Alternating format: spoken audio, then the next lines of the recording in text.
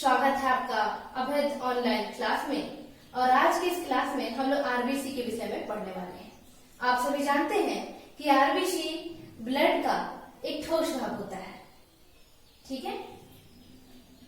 इसको इंग्लिश में red blood कॉर्पस्कल्स कहते हैं, मतलब इसका जो फुल फॉर्म होता है रेड ब्लड कॉर्पस्कल्स, जिसको हिंदी में हम लोग लाल रक्त कोशिका भी कहते हैं। इसका वैज्ञानिक नाम एरिथ्रोसाइट्स होता है, ठीक है। इसका बहुत ही इम्पोर्टेंट रोल है हमारे बॉडी में, जिसको हम लोग आगे एक एक करके जानेंगे। सर्वप्रथम हम इसकी संरचना को जानते हैं कैसा होता है। यह गोल आकृति का होता है, यह आकृति में गोल होता है और उभुआतन होता है। अर्थात जैसे देखिए तो आप अगर एक मिठाई आता है, खोए की मिठाई, जिसकी आकृति देखिए गोल होता है और थोड़ा कनकेव रूप में होता है, ठीक वैसे ही संरचना लिए हुए ये लाल रक्त कोशिका होता है। इसका व्यास 7 से 8 माइक्रोमीटर का होता है और इसकी मोटाई 102 माइक्रोमीटर होती है। बहुत ही छोटा होता है, देख रहे हैं 7 से 8 माइक्रोमीटर इसका व्यास है और 1 से 2 माइक्रोमीटर से क्या है, मोटाई है, ठीक है। ऐसे इसकी संरचना होती है। आप ये समझ गए, इसका फुल फॉर्म रेड ब्लड कॉर्पस्कल्स, आकृति में ये गोल है, उभुआतन है, व्यास इसका 7 से 8 माइक्रोमीटर है और मोटाई 1 से 2 माइक्रोमीटर है। यह हमारे शरीर में कितनी मात्रा में पाया जाता है, तो हम लोग इसको देखते हैं। यह करीब, अगर हम पुरुषों की बात करें मेल, तो मेल में इसकी संख्या 5 से 5.5 मिलियन पर mm³ होता है, ठीक है। और फीमेल में इसकी संरचना मतलब संख्या 4.5 से 5 मिलियन पर mm³ होती है। यानी मेल में ये थोड़ा सा ज्यादा और फीमेल में थोड़ा सा कम इसकी संख्या होती है। यह एक बहुत ही इंपॉर्टेंट संरचना है, क्योंकि इसका कार्य ही बहुत इंपॉर्टेंट है। आप देखिए इसका नाम लिखा गया है लाल रक्त कोशिका। लाल रक्त कोशिका, क्यों इसको लाल रक्त कोशिका कहा जाता है? क्योंकि ये जो कोशिका होती है इसमें एक विशेष प्रकार का पिगमेंट पाया जाता है। जैसे देखिए इसमें पाया जाता है हीमोग्लोबिन, ठीक है, हीमोग्लोबिन, जिसमें फेरस पाया जाता है, ठीक है। इसी की वजह से इसका रंग क्या होता है, लाल होता है और इसे लाल रक्त कोशिका हम लोग कहते हैं।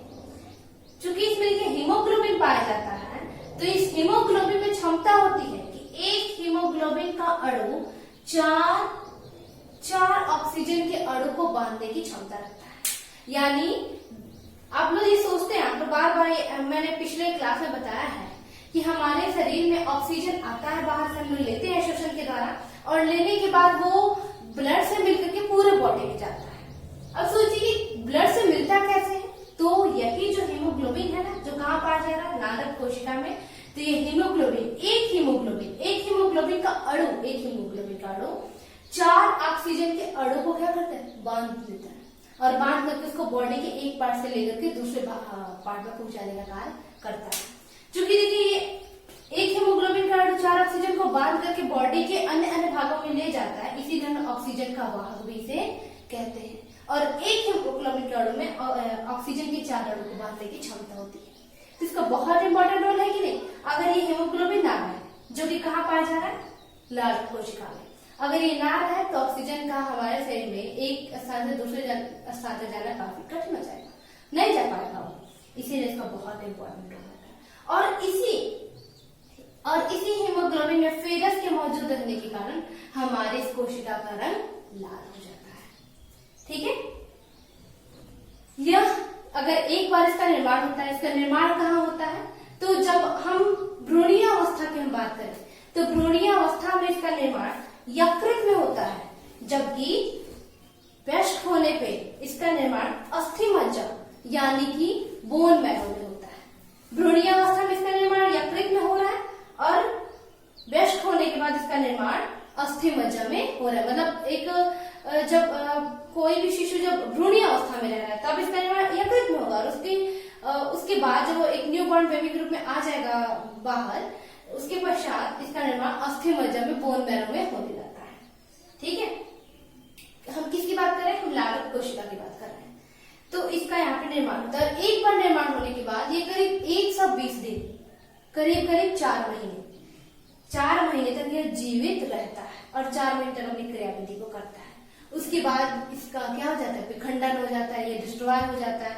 और डिस्ट्रॉय होकर कहा जाता है, डिस्ट्रॉय कहाँ होता है, तो पलीहा में होता है। पलीहा यानी कि स्प्लीन, स्प्लीन में ये नष्ट होता है, डिस्ट्रॉय होता है और वहीं पे सर्वप्रथम जाता है, उसके बाद वहीं पे धीरे धीरे डिस्ट्रॉय हो जाता है। तो इसीलिए पलीहा को हम लोग ब्लड बैंक भी कहते हैं, क्योंकि वो इस लाल रक्त कोशिका को रखने का कार्य कर रहा है, इसलिए इसको हम लोग क्या कहते हैं, ब्लड बैंक भी कहते हैं। किसको, पलीहा को। और साथ ही साथ लाल रक्त कोशिकाओं को डिस्ट्रॉय होने के बाद भी उसको रखता है, तो हम लोग उसको ग्रेवयार्ड भी कहते हैं। पलीहा को दो नाम से बुलाते हैं, ब्लड बैंक और ग्रेवयार्ड। ठीक है। और भी कुछ इंपॉर्टेंट बात है यहाँ पे, जैसे कि लाल रक्त कोशिका की एक और खासियत मैं आपको बता रही हूँ कि अगर हम इसकी संरचना की बात करें तो मैंने बताया था कि आकृति में गोल होता है, उभवातर होता है, जैसे कि एक खोए की एक जो पेड़ा आता है उसकी तरीके की संरचना होती है। तो इसमें दो चीज नहीं होता है, एक होता है केंद्रक और एक होता है माइटोकॉन्ड्रिया। इसके विषय में आप लोग पढ़े होंगे, 9th क्लास में इसकी संरचना के विषय में बताया गया है। ये केंद्रक और माइटोकॉन्ड्रिया इस लाल रक्त कोशिका में अनुपस्थित रहता है। ठीक है। लेकिन इस जीवों की हम बात करें तो दो जीव ऐसे होते हैं जिसमें यह केंद्रक और माइटोकॉन्ड्रिया लाल रक्त कोशिका में पाया जाता है। एक होता है कैमल और दूसरा होता है लैम्स। इस दोनों जीवों में ये लाल रक्त कोशिकाएं मौजूद रहती हैं। जैसा कि मैंने आपको बताया, ये लाल रक्त कोशिका जो है गोलीय संरचना और उभवातर संरचना की है। इसमें केंद्रक और माइटोकॉन्ड्रिया नहीं होता है। केंद्रक के विषय में आप लोग जानते हैं, माइटोकॉन्ड्रिया जिसको power house of the cell हम लोग कहते हैं, यहीं से एटीपी मिलता है, जिससे क्या होता है, हमारे शरीर की सारी एक्टिविटी मेटाबॉलिज्म एक्टिविटी होती रहती है, मतलब यहाँ से एनर्जी मिलता है। तो ये दोनों इस लाल रक्त कोशिका में अनुपस्थित रहते हैं, परंतु दो जीव कैमल्स और लैम्स में ये केंद्रक और माइटोकॉन्ड्रिया उपस्थित रहते हैं।